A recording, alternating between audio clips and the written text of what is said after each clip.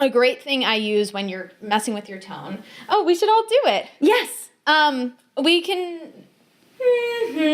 We'll do it there. Find a really bright E, like here. And then find a really open Patrick from SpongeBob. Oh. So I'll go.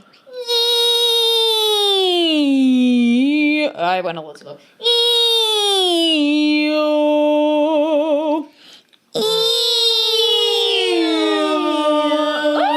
You feel that? Yeah, that's crazy. You feel that? Yeah. Yeah. So I'll take that down on that. I'll move that around on the fifth. And usually I do that from mid-range down.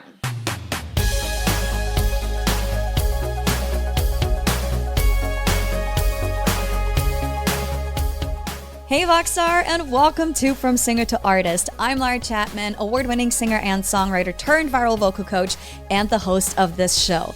At VoxTape Studios, we help singers from all over the world level up their voices by teaching them the 3 fundamental skills all singers need: technique, awareness, and artistry. Whether you're looking to go pro or just develop your voice for fun, my team and I are here to help. Check the link in the description to book your first session or grab some of our other resources. Alrighty, are you ready? Let's get started.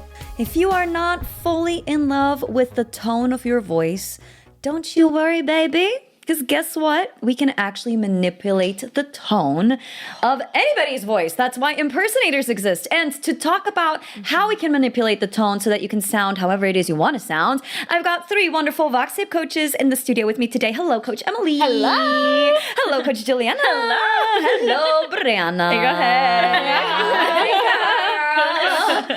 So we're going to be talking about tone and shaping the tone of your voice. And like I said, yes, we're all born with a certain tone, right? And that's why when you call somebody and, like maybe you dial, like you're calling your mom and then you call your mom, but then your like aunt picks up, that now it's not your mom on the other side of the phone because the tone of their voice is different. You don't need to see them to make that come to that conclusion. And so we're all born with a specific tone in the voice, but we can manipulate it. So there's some really good impersonators, like people that make like impressions, of copy other singers and then they sound just like them. And that is proof that you can sing in different kinds of tones. And then there's also singers like this girl over there, Miss Brianna, that can sing all different kinds of genres, and the tone is completely different for these kinds of genres. So today we're going to be talking about what goes into shaping your tone or changing your tone. And Ms. Brianna is going to give us some examples of these different things, how it affects your tone, and what like lifting the soft palate does to your tone, and using your tongue and all that stuff. So let's get into it, baby. Ooh, yeah. Okay. That was a good Well, I love, Thank you. There's something you said that I really love that I feel like I'm always talking about, which is like you're born with a certain kind of tone and your circumstances, your life circumstances like lead you to have a certain type of tone. Like right now I'm talking right here. So this part of my voice is really easy for me to sing in and I can just stay right here when that's someone else's break. It's the worst part of my voice. But it's because I'm from, an Italian family and we're talking over each other and then we're talking really loud and then we get really loud and then I've been belting since I learned how to talk, Right. Yeah. But then there are other things like getting down here is not easy for me. So that takes effort and work. So that was just a great way to start with like you're born with a certain thing and like that's okay if my speaking voice is in your break and your speaking voice is in the part of my voice that I really have to work to live in. Yeah. Yeah. So I think kind of like what you're saying is accepting and learning to love your natural Rock with voice. what you got. Yeah. Rock with what you got and then learn how to grow through the parts that, you maybe are not your favorite yet. Absolutely. Yeah. But I think it's a good place to start with like, okay, like, sure, I'm not exactly sounding how I want to, but I accept my voice the way it is and then learning to shape it. Yes. Singing is so mental. It is. Yeah. And if you're not there, it's highly likely that you're never going to like the sound of your voice because it's coming out of you. Ooh, and we're highly critical. We're highly critical of ourselves. Was that too? Oh, sorry guys. No, that was very good. true. Like even like hearing your voice like in a voicemail, and you're like, ew, is that me? And no one's gonna be like, ew, that's your voice. Like, no, it's just a very weird thing to hear. Like we're not programmed to do that. Oh yeah. Yeah, I would hate hearing my voice in recording until probably like 2 years ago. I don't know. I like wasn't in therapy for it. Some people, it worked. It helps to be in therapy for it. But like I think it was just a long time of being like, oh, I shouldn't hate on my own voice. Like this is people love me and love to talk to me and are excited, like my good friends, you know, like to spend time chatting with me, and they love my voice and they love me. So why can't I love my voice too? They don't think that. And They just don't. kind of forget about it. You don't think that about their voices. No. Yeah. I feel like it's very rare that you hear a speaking voice and you're like, oh. that's your speaking? Well, I don't say that. But like it's very rare that you like hear someone talking and that sounds like abnormal to you. Right. And also if it does, then you're unique and that's cool. Yeah. Celebrate our differences. Yes. No one's made exactly the same except like maybe very rare twins. But like even then they're gonna have differences in their voices. Absolutely. Yeah. And it's so cool that no one gets to be you. Yeah. Yes. So let's talk about what goes into shaping the tone. Because I was talking with Coach Kate on our team, and it was an anatomy session, actually. If you want to learn more about vocal anatomy, check it out right here. But she says when she's listening to a singer, she's listening to like 3 parts: below the larynx, in the larynx, and above the larynx. So your breath is below the larynx, in your larynx is your vocal folds, and above your larynx is your articulators and all that. So, question, do all 3 of these things influence tone, yes or no? Yeah. Yeah. Absolutely. Easy, yes. 100% yes. Absolutely. All of them in different ways. All of them in Yes. different ways. Yes. So Incredibly. let's start at the bottom. Let's start with the breath, because that's the first thing we do when we start making sound. We start exhaling, right? The air travels from the lungs up into the larynx where the vocal folds are. So in order for us to make sound, air needs to start. So how does the air affect our tone? Texture. Texture. Exactly. How much air goes into the tone, how much air passes through the vocal folds. Okay, so now my question. Well, also before that, like even how much air are we pushing through the vocal tract? Period. Point blank. Like not even thinking about it, yeah. how breathy or pressy it is. because like, that gets to the vocal fold level, right? But before that, if there is not enough breath moving through the body, we're gonna have like spotty, like flat. the phonation might like be inconsistent. Like there might be gaps, right? And what You'll did be you say? flat. Not Yeah. enough air makes you flat. Too much air makes you sharp. Typically. Boom. Yeah. Often. And also earlier today we were talking about like we were singing through something with less air. Like I was holding back and you said the timbre sounded Yes. flat. Like so we're not just talking about pitches. Like yes, it'll sync your pitch, but it'll also like be kind of a 2-dimensional tone Yeah. instead of a 3-dimensional tone. Yeah. It's just not fully rounded and fully Yeah. like present and Yes. I say alive. alive. Yeah. Yes. Okay, very cool.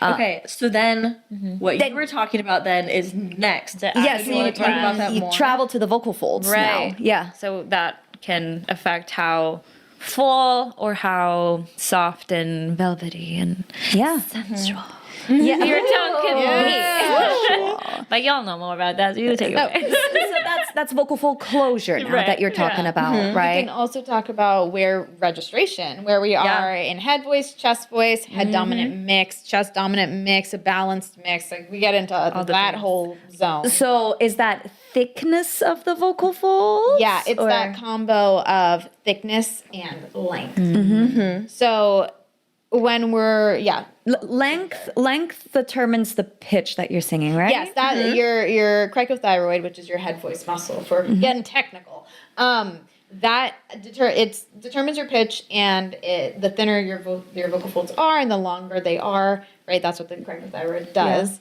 the tone changes. Yeah, your tone changes, it thins out, you're going to be in head voice, right? Yes. When we're in chest voice, the thyroarytenoid, which is in your vocal folds, right, that determines thickness. That's our chest voice muscle. So I like to say when we get to mix, and, you know, we'll break this down in a mix thing, we need to teach the head voice how to it doesn't always have to go that long and thin. And the chest voice, it doesn't always have to be that, it doesn't have to just be black and white, right? Yes, yes, We yes. need to fill in all the gray area where they're kind of thick and kind of long. Stretched, yeah. And Can you give us an example of like the same note in chest voice, in mixed voice, and in head voice? yes, this is a great exercise called nasally voce. Nasally voce, which you know, people in the vocal ped community are like, it shouldn't be in one it should be in one register. No, it shouldn't. I think it depends on what you're trying to do. So Okay. I just have to say that. Yeah. So.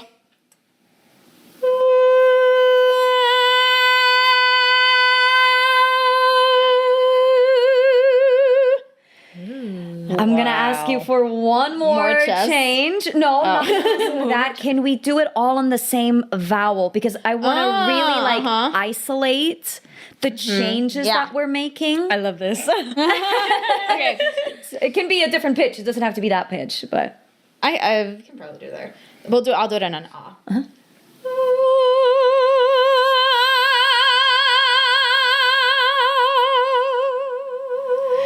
great. You're killing it. I'm gonna ask you to make one more change because we want to isolate it, baby. I saw your mouth opening more as you got chestier. Can we literally like try Just to not do a single thing. move anything? Okay, let's see. So we can just isolate it to the vocal fold thickness. Yeah.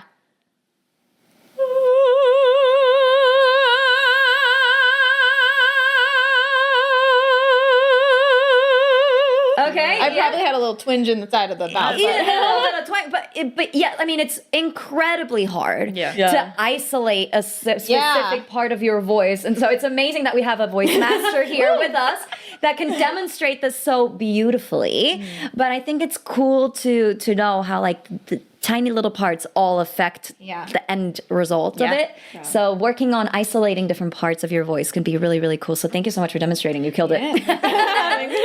I actually had my last voice teacher in my master's program. That was like one of our warm ups. We started in belt and then pulled it back. Wow. And then, Whoa. yeah, and we would just go up and up and up. Yeah. And it was awesome. It was fun. Nice. And then, Juliana, because you were talking about vocal fold closure, do you mind demonstrating that? Like going from a breathy to a connected and back to a breathy? I can try. I believe in you. This is the other message. And same thing here. Let's try and isolate The same vowel just thing. that. So like no facial, like Breathy mouth to- changes to connect it to like not breathy. Okay. Yeah. Let me pick a comfy note. Okay. So breathy, breathy, breathy. Yeah, that's it. That's Longer. it. Yeah. And can you try that again and go back to breathy? Oh, yeah. Yeah.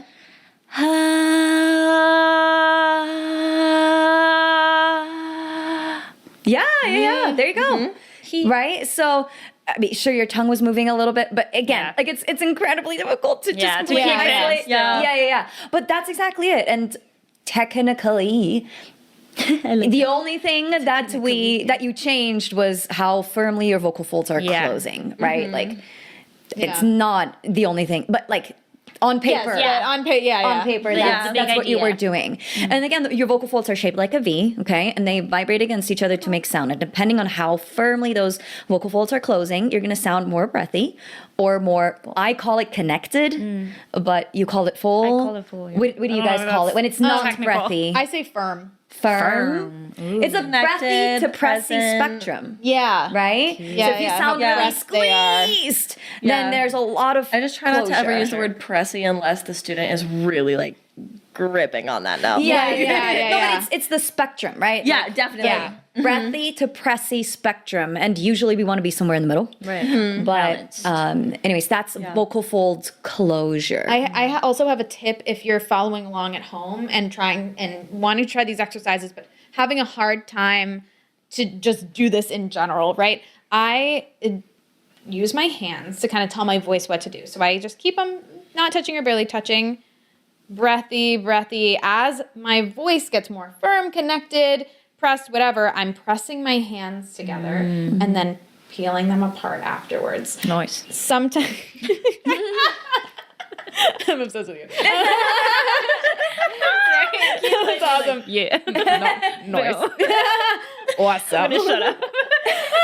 But it's like we can physically tell the body what to do. Yes. And this is a great way. So if you're following along at home, that's a tip. If you're not at an extremely advanced level where you're just like, yeah, let me mess around with my vocal fold coordination by itself. Because the things that we've demonstrated are very challenging Yes. to do. So Please, if you can't do this right this very second, Don't be discouraged. Don't be discouraged. We've all been singing for more than a decade at least. Yeah. So, it's okay. Longer than a decade. But I think it's still good to understand the concept of like, this is what I'm shooting for and I'm practicing to work to that, to get to that level. So that's the vocal fold level. Anything else? I can't think of We anything. covered registration, we covered closure. Yeah, registration and closure. Love it. How about laryngeal position? Sure. Yeah. Yes. Well, I feel like it bridges our gap. No. You go. Well, I was gonna say bridges the transition from vocal fold to pharynx. To pharynx, yeah, right? yeah. Because when your larynx is raised, you're gonna have a higher adduction rate, and when your larynx is Hold lowered, on, you gotta explain what that means. Coming I together, know what vocal it means, folds, right? But Yeah. a lot of people probably don't know what adduction means. yeah. So like Bree just said, adduction. Like think about it at the gym when you work your abductors and your adductors, and I don't know which is which on my legs. I think Ad is come together. Ad comes together, but I don't know which one on my legs. like abdicate the throne, like your Bad. is coming Yes. apart. Add 1 + 1. They come together. Yeah. Abdicate the throne. I always thought you get abducted, so you get separated. You get separated from your family. I love it. That is the perfect donkey bridge. I love it. Best donkey What's bridge the Schweiz ever. word for that? Donkey bridge. I know, but like the actual Oh, like. Essusbrück. Okay, thank Yeah, you. donkey bridge. Essusbrück. Love. Essusbrück.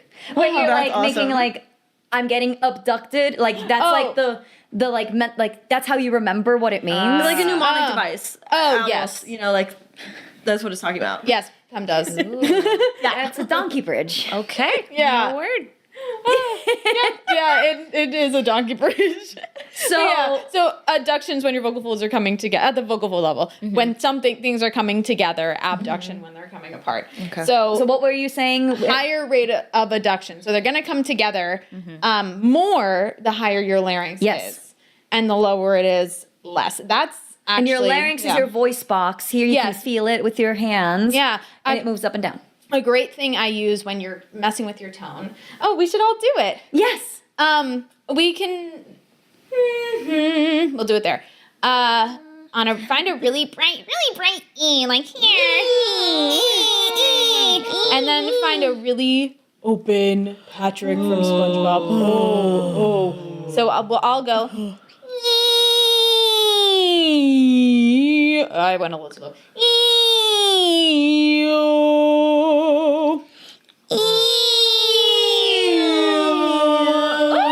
You feel that? Yeah, that's crazy. You feel that? Yeah. Yeah. So I'll take that down on that. I'll move that around on the fifth. And usually I do that from mid-range down. Okay. That's very cool. Mid-range down. That's a great way to be like, what is my larynx position? Because we hear about raise your larynx and it does this, lower it and it does this. And then you actually feel and you're like, it literally goes up and down. So lower larynx gives you more of like a dopey kind of sound. that lower sound. Yeah. Dopey.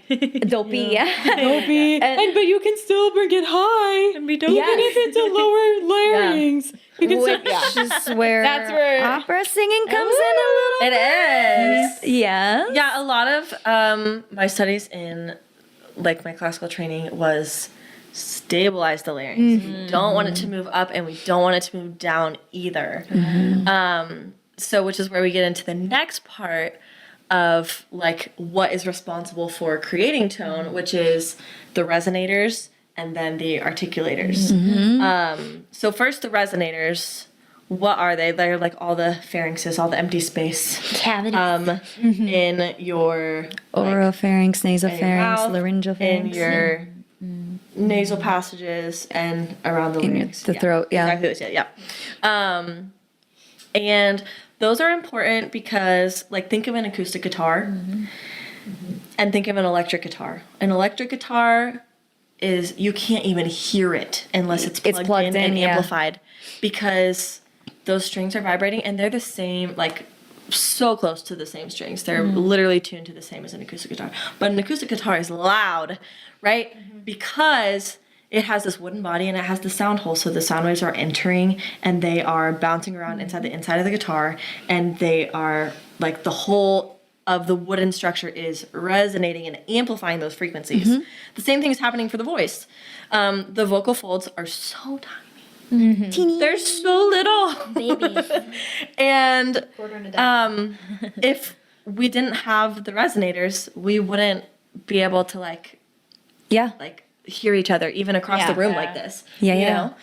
So the resonators are where all those sound waves that you're producing at the vocal fold level are then bouncing around to either get really warm or get really bright or get really dark or get whatever based on that space.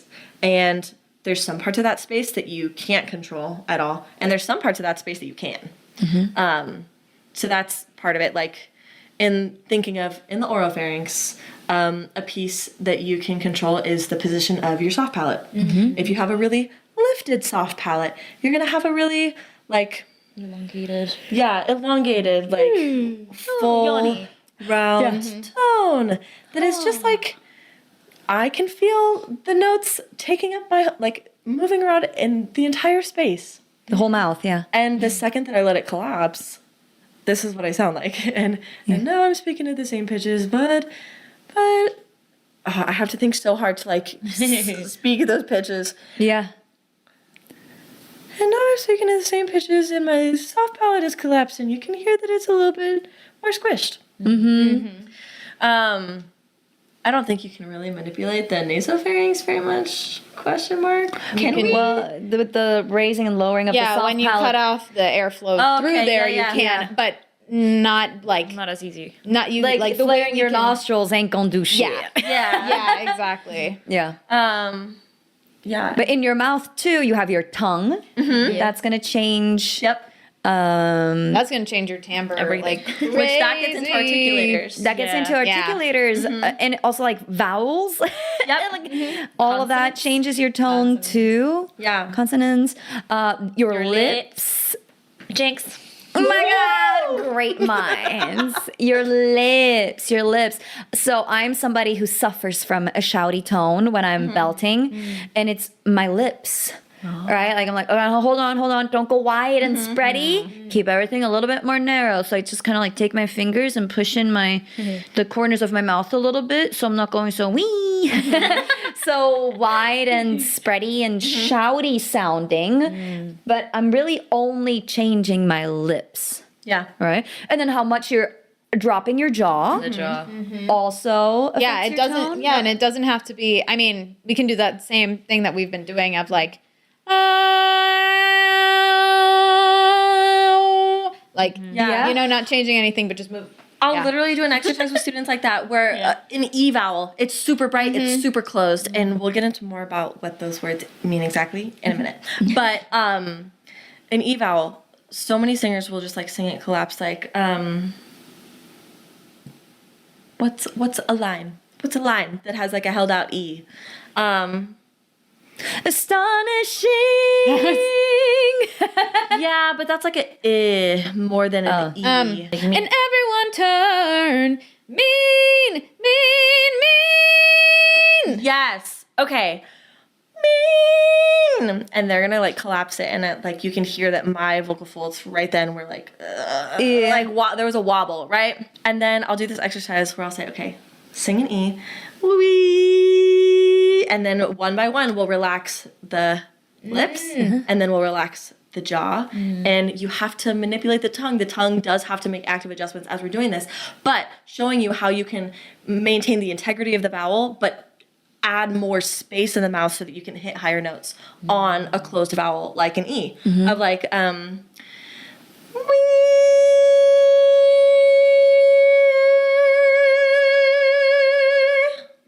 Yeah, that completely changed it. Right? Yeah. It wanna became try it? resonance. Yes. Oh, but please on a lower pitch. Okay, pick whatever pitch you want. Like somebody else pick a pitch. We should be harmonized. We can harmonize. We can harmonize. Actually, that's do gonna it. sound You so pick cool. the low one if you want.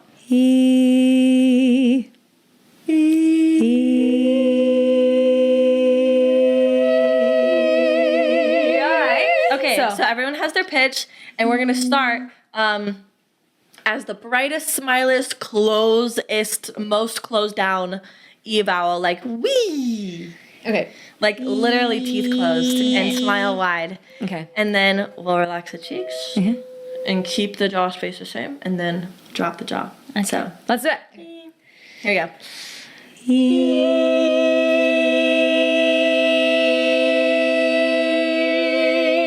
Oh, we sound so beautiful. Not only did it start sounding so nice, it also felt Vibrant. so much easier. Yeah. Amen. Right? Yes. Yeah. That's usually the case. The better singing feels, the better you're going to sound. Oh, yeah. Yes. I do want to Yes. bring up the positive effects of the opposite as well, though. Not a clenched jaw, but a spread. Right? We don't want to be spreading like That's not super comfortable, like we said. There is something, it's called bite the apple. So if we had an apple, we would go, and here I am. Yeah. Yeah. Hey! It's going to help me belt more than, hey! Depending on what we're doing, right? Because that little lift is part of that megaphone mouth shape where it's a little smaller in the back because we are, to our advantage, we're using an intentionally lowered soft palate with a raised larynx, right? Hey! But that's not, hey! So Right. I want to clarify that there is a difference, but all of these articulators and resonators we can use in different ways to get different effects. Yeah. This is actually something I do a lot when I'm coaching singers in the recording studio to get them, like to help them get really good takes for their songs. Like a little instruction that I give a lot of them is give me a little bit of a smile, or depending on the person, I would use the word lift. Give me a little bit of a lift right here. So not everything is getting like too heavy and everything gets a little bit more intimate. Yeah, I will say, show me a little bit of your upper teeth. Yes. Yes. Yeah, and for some people, it's really hard. They like are. I come from a very open, loud language in español. So for me, it was never an issue to have open vowels.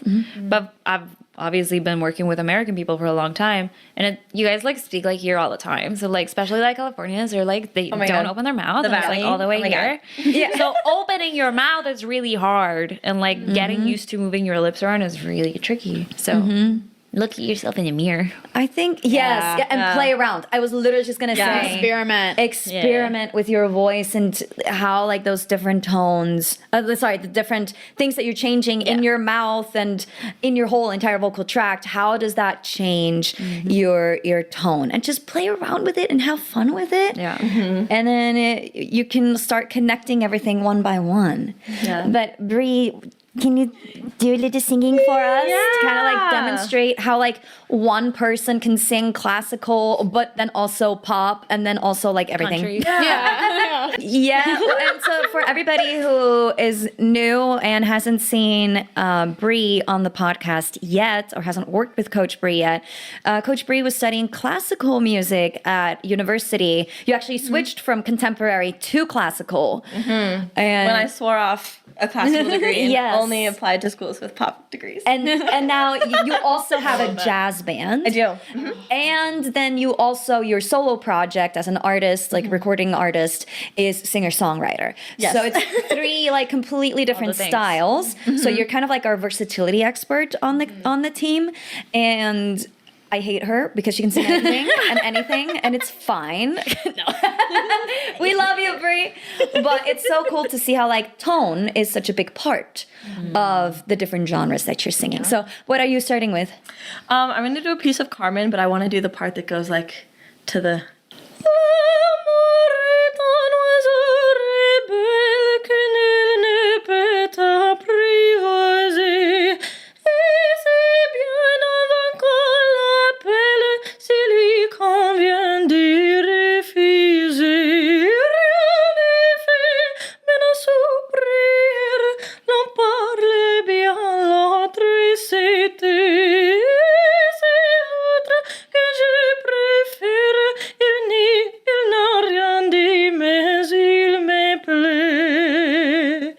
goes like, l'amour,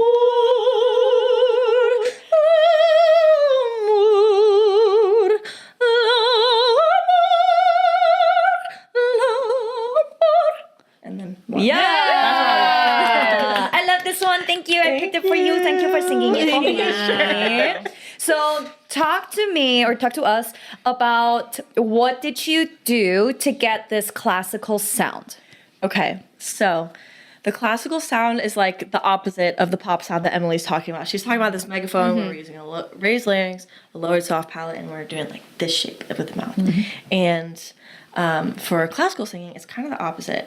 And we're really focusing on, especially to create the format that's going to help you in an operatic setting to beat the orchestra. Like tens of instruments orchestra in for like an auditorium is creating, like, finding this ideal like frequency and resonance. And so we're kind of doing that inverted megaphone where the back of my mouth is really open and my larynx is trying to be really stabilized and even a bit lowered at times, honestly. And the soft palate is really high, so I'm creating lots of space. A really big pharynx. Yes, really big pharynx. So really big resonant space. And then using the articulators to portray the language without getting in the way of that resonant space. So like the tongue, should chilling on the bottom of the mouth, right? Unless you need it to come up.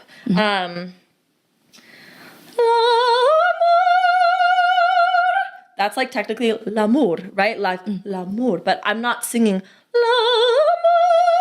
Yeah. I'm opening it and modifying the vowel to be more of, honestly, like an open, like oh, ah. Yeah. L'amour. You're not necessarily losing it as the audience, like you know what the word is. I've always struggled understanding opera singers. Well, I can't even understand pop singers, so it's fine. well, listen, even when you're attending an opera, like in your native language, they're still going to put up subtitles because it's just totally different. It's a totally different ballgame.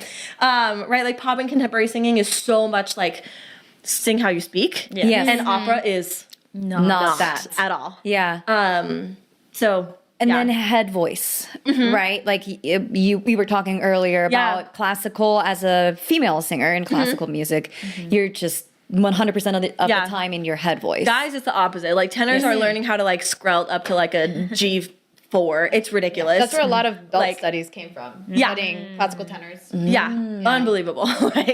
But female singers, totally like 100% head voice. Like I had a pretty medium to under-ish developed head voice when I got to college, and I had a great head voice and had totally unlocked my mixed voice and mixed belting abilities by the time I left, because I was spending 4 years of just utilizing my head voice. And back to like our volume conversation from earlier today, like using 100% of your instrument. And doing that with head voice, it's like a weightlifting workout every time you go in. Yes. And it's also Study proof opera. that head voice does not equal weak. No. Oh my gosh. you I can use sing your resonators. so much louder in my head voice than I ever can in my chest voice. Because of your resonators. Still true. Yeah. Love that. So Two bulked up registers is how you mix. right. Yes. Yes. Cool. Love the classical example. Can we hear something more contemporary to just kind of get that? What do you guys want? I try to make friends, to try to go out, but was all locked up, I'm spinning out. Youth feels like it's a curse in disguise, seems so carefree, but we're dying inside.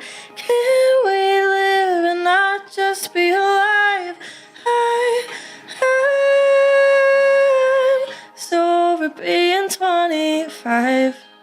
Yeah, I mean, couldn't like- be more different. That was beautiful. Beautiful. So one thing, but like the first thing that I'm like, all right, that's different. That really stands out to me is like breathy. Yeah. Right. Like I'm hearing a lot of breathy voice. Not only, but you're beautifully switching between breathy and more connected or more full or whatever term we're using. What else did you change? Less space in your jaw. Yep. Straight tone. Yes. Lots of straight tone. Cut the vibrato to make it pop. Yeah. The vibrato has a place in pop. Yeah. But in classical, the vibratos in every note. Yeah. And like it was a big point in my lessons, like vibrato is a product of vocal freedom. If you're struggling to get vibrato on every single note in your classical art songs and arias, you're not, like, you're holding back or there's some tension happening. In contemporary singing, vibrato is like used as an embellishment and not necessarily the foundation. So there's a time and a place for it. And in a song like this, if I were to sing that with vibrato, it would sound totally different, right? Like, youth feels like it's a curse in disguise. Seems so carefree, but we're dying inside. Can we live and not just be alive? And it's like, ugh, it's not pop. Like, it's not as cool, right? I love it, but like, love that no, it's not don't as do cool. that. Yeah. Well, and it also totally. And now it's like you don't have to sing that much. You don't have to sing it that much. Yes, exactly. Yes, I think like totally going off from what you said, like when it comes to classical, and I say this more about musical theater. I'm not really teaching classical.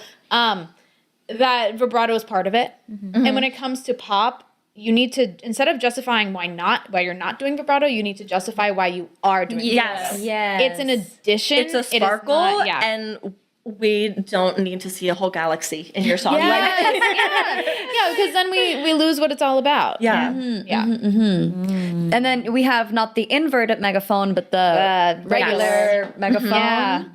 Less space. The less space, the closed A lot mouth. more lift. Yeah. We're looking at your beautiful teeth. Yes. Yeah.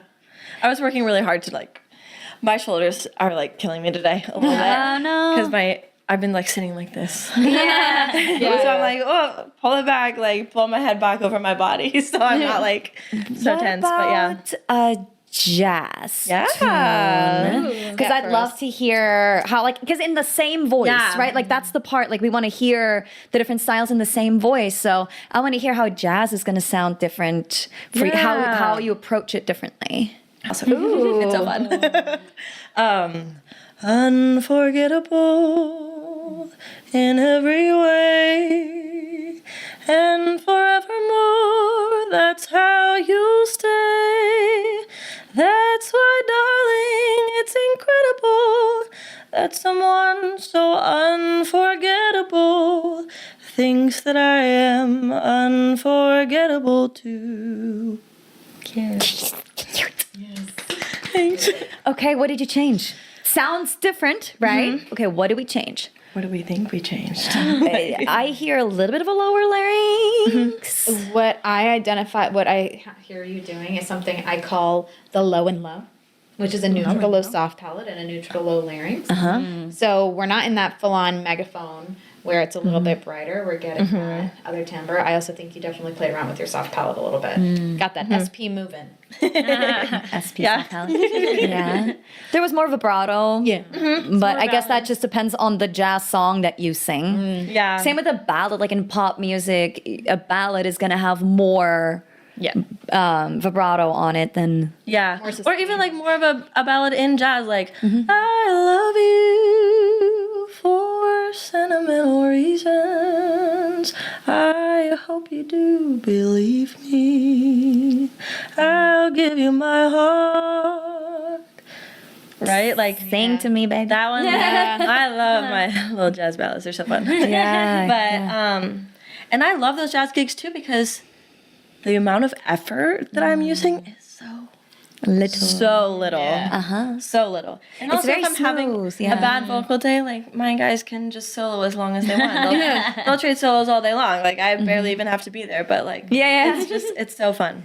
Yeah, smooth. Definitely like looking at the registers. Everything felt very like yes, you were going from chest to mix to head, but it was very smooth. Yeah. And, like And you were I would floating even on top of the consider notes. some of like most of where I'm sitting in that like low register that you're gonna immediately feel like is chest voice, that it's actually a mix. That I'm mixing even where I could be in chest voice because it's keeping it lighter, right? And it's not that it's taking away power, it's that it's involving more like stretch, more lengthening of the folds. And using more airflow to keep it a little bit like lighter. Yeah. Yeah. Oh yeah, more airflow as well. And that's like Even if it's not coming through as breathy. it's airy. It's an airy tone where I like. I hear the air hockey thing, and I hear it as like, think of your voice as something that's porous. You know, like a sponge, like air can move through it. Yeah. And it's that quality where we're, like it's that sigh quality where we're not, and we're not, we're just, you can hear the air flowing through. I sound really chill and relaxed, and I can do an audiobook. Yeah. I would listen to an That'd be audiobook that you nice. narrate. You could get into that. I could. Audible. Sponsor us. Very cool. Yeah. That's great. Thank you for Yeah. showing Yeah. us the Flexibility. difference. Flexibility and control. All of the above. Killing it. I think I want to also speak to like before we go, like one of the most powerful tools that I used in my studies to like help me learn all these different styles is, in some cases I was like picking it apart and studying like, what the heck are they doing? But in a very real way, it was just consuming the art that you want to create, consuming the vocal styles that you want to be able to embody and mimic. Yes. Playing And imitation. Yeah. Y'all, don't even get me started on imitation. I don't know why everybody is so like, I don't want to sound like other people. And I get that at the, like your end result, that's not what we want unless you want to be an impersonator, right? But It's important to pick who you're imitating wisely. for sure. But imitation is how we learn a new skill. Even when we learn how to write letters, How to you speak. trace first. Yeah. You know, you just gotta Did figure you it out. listen to me? Did you say that? No, like I sometimes host like a weekly or a bi-weekly masterclass or whatever, and I literally use that example. You've never right now. You have never joined that class? Yeah. And I use it every time. Oh my God. Like it's how we learn to walk. It's how we learn to talk. It's how we learn how to write. You know, like those you pieces trace of paper with the A and you trace the letter A, you trace the letter B. I say exactly that. That's how we learn new skills. Yes. Yeah. Yes. Being creative with your voice, that's how you discover any tone. Like, I had a professor who was like, do the Dory whale sounds. That is like, like you're moving your larynx around, you're That's moving true. everything around so much. I love it. I love a goofy little voice. Oh, yeah. And if I talk like this enough, and then I talk like this enough, now I'm like totally stretching my voice in a matter of seconds. So I actually have been assigning a couple students lately. I say, all right, come back with a 3-sentence impression I love of any character voice. I just give me an impression. It can be like, hi, hello, how are you? You know, it doesn't have to be something, but something to get them to start using their voices creatively. And sometimes outside the realm of singing makes that a lot easier. Yes. Especially like with accents and stuff. Like when people are trying to get like a deeper tone, I'm like, just pretend you're British. Pretend you're Adele. Yeah. Oh, okay. And it just like makes a lot more sense than like actively trying. Yeah. Yeah. My favorite impersonation is Stitch. Oh, that's awesome. I've been doing this for a long time, you guys. You're a phenomenal Stitch. That's incredible. Oh my gosh. Wow. I'm a bad Like she's impersonator. weird. No, but it's impressive. You can't be afraid to make weird sounds. Yes. That's the point of it all. Please be weird. Yeah. You guys We love remember? weirdos. Do you guys remember Sicky Vicky? Yeah. I was Sicky Vicky. Hi, I'm Sicky Vicky. It was from Sunny with a Chance. Oh my God. If we're going back to show how youthful we are, Sunny with a Chance on Disney Channel, Demi Lovato had a character called Sicky Vicky, and I was working on that waitress song, When He Sees Me, right, which is a very bright character voice, and my student was singing it beautifully. What if he runs the other way and I can't? Awesome. But if we're getting into the character, it's what if he runs the other way and I can't? You know, it's very, very bright. So I was like, let's come back and talk to me like you're Sicky Vicky. Do somewhere. Awesome. Hi, I'm Sicky Vicky, and here are fun things to do when you're sick. You know, like, and now you can just, you're moving your soft palate, that's a big one. And you're also raising your larynx, but you're moving your pitch around because you're speaking. Yeah. Yeah. Crazy. Do you have a favorite impersonation or accent?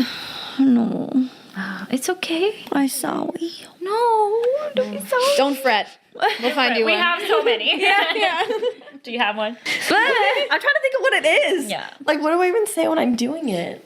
Oh my god, I don't got it. It's not there today. It's all right. That's okay. Totally fair. I guess the only two things that I can like think of right now that we technically talked about but not really is twang and nasality in your sound. Yeah. Right? So twang I is love it. basically in your pharynx. Yeah, twang, There. AES narrowing / twang. There's actually stuff research coming out about it right now. Oh. So yeah, but but what we know is twang AES, your area epiglottic sphincter, right? It is right above your vocal folds, basically, or right above your larynx. It's a narrowing in the vocal tract to get really bright. Like this. This is the extreme of twang. Sounds stunning. Sounds awesome. And that's how we go from dream on to dream on, right? Yeah. Yeah. We use that twang, but I'm not really, I mean, I wasn't in full head. I definitely was in more of a mix when I did it the second time. But that's how we get that Effect. that ping, that effect. That is that baby cry. Yeah. That's yeah. We resonate, not only do we resonate in the mouth, but we also resonate in our ear canal. And our instincts are like, whoa, what's that sound? I need to pay attention to that. I'm leaned in. Yeah. It feels Yeah. louder to me. Yeah. Yeah, so twang and nasality is part of that because we want that lowered soft palate. That also goes into the low and low, where your sound is a little more like here. I also find if you don't want to just, if you want your mixed belt to be outside of the realm of brightness, that's where I think about the low and low. Kelly Clarkson, Lady Gaga, Pink, Adele, they sound very chest dominant. And I would say probably are pretty chest dominant. But if you're trying to sing just because it hurts, right? Yeah. Yeah, whatever the words are. I could sing it just because it hurts, flame, whatever. That's not quite the tone that we typically go for on that song that a lot of people are drawn to. So maybe I'll keep the soft palate where it is, kind of low, but drop the larynx. Just because it burns doesn't mean you're gonna die. Yeah. And now we have a little bit of a warmer, more rounded out tone. Yes. So twang, nasality. They're connected. They're I guess. connected, but you can do nasality without twang. Right. Yeah. And if you're stuck in like a nasal tone, what do we want to do? Lift the soft palate with a B and a P. That's your easiest to get in. P? Yeah, if you go. Sorry, I'm like, No, I was like, my garlic is all up in your face right now. I love garlic. It's fine. But it's the worst thing for these mics, but yeah, feel that. It's gonna lift your soft palate. I'll tell people to imagine that you like have a hot potato in your mouth. Yeah. Yes! Hot potato! Yeah. And you're trying not to burn your mouth. And then what happens? Good. Yeah. That's really good. Or even like if you have your mouth closed and like teeth together and you puff up your cheeks and then you maintain that pressure but drop your jaw. Yeah, it's like when you like squeeze one end of a balloon and then squeeze. Yes. Yeah. Yeah, back and forth. I love it. Very cool. Good luck trying those at home. Yeah. Yes. Yeah. Just be playful. I think with tone, again, if you don't love the sound of your voice right now, first of all, learn to love it. And second of all, be playful. Oh, your tongue. Yeah. We barely talked about tongue retraction. Oh, yes. Ooh. Whatever. Sorry, but that's the typical like tongue retraction, Yeah, the like tongue Shakira retraction sound. The other is when you hear your tone getting really thin. That's probably one of two things. Your jaw. So I like to put my fingers on the back of my jaw. It's just a nice way. I feel immediate release that way and it's not very invasive. And I apply pressure Yeah. forward. Yeah. It's not invasive. It's not like a full-on jaw massage, but it's a nice way to check in. So that will thin out your tone if your jaw is engaged or tense. Also, your tongue can be, you can have longitudinal tension in your tongue. I'm sorry, what? Longitudinal tension in your tongue. Yes, Like this way. Opposite. Down here. So if you stick out your tongue, and it's really pointy, which typically happens with age, the sides of your tongue get weaker. That will also give you a thinner tone. That can be kind of hard to identify if you're like, my jaw's relaxed, my tongue is forward, but it could be grabbing. So what I like to do is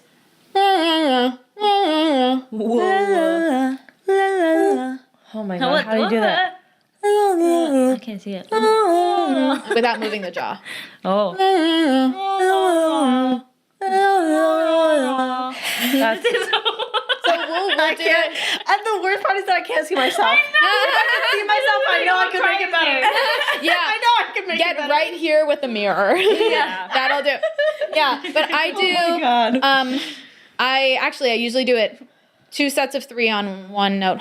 That's And that works out the sides of your tongue.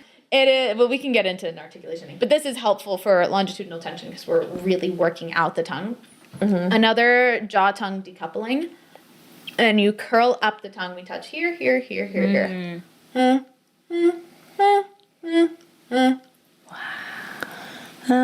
Wow. Without the jaw. And now your tongue's kind of going,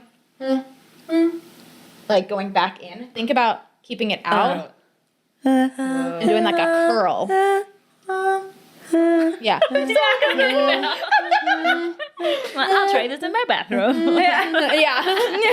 So I've been that one. Give me 2 to 3 business days. Really helps out. That one really helps out because we're working the sides like a bicep. Bro, curl. you're literally being a physical therapist. Like, when I tell you that I've been in PT for my foot and ankles and he's giving me a star exercise like that, like, Yeah. for my feet.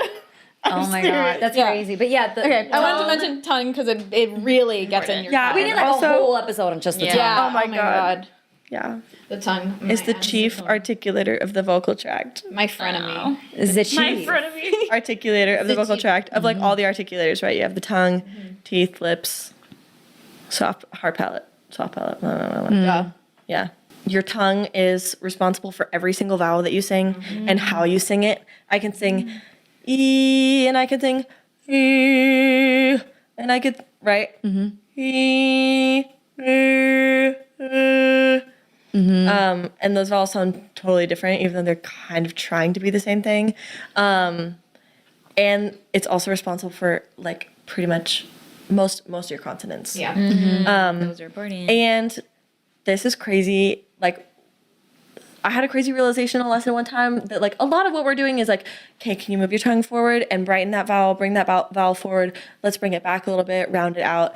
But sometimes the issue is consonants. And I have a student, she's Finnish.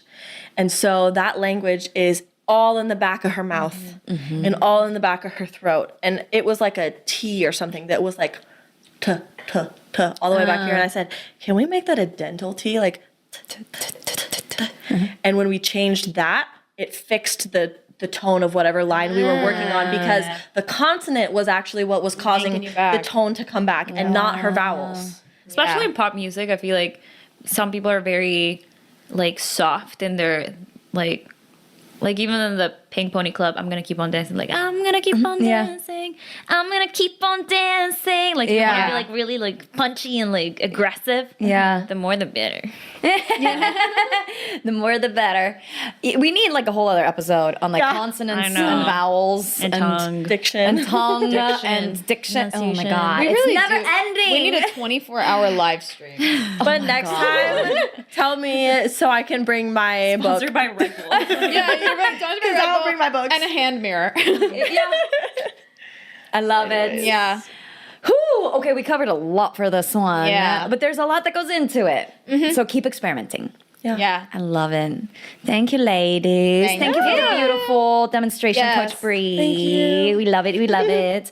Let us know if you have any questions. Shoot me a message on on Instagram at VoxTape Studios and book a session so we can work with you and figure out what's going on. How can we get that tone that you're looking for so that you love the sound of your own voice? Because when you like the sound of your own voice, everything gets so much easier.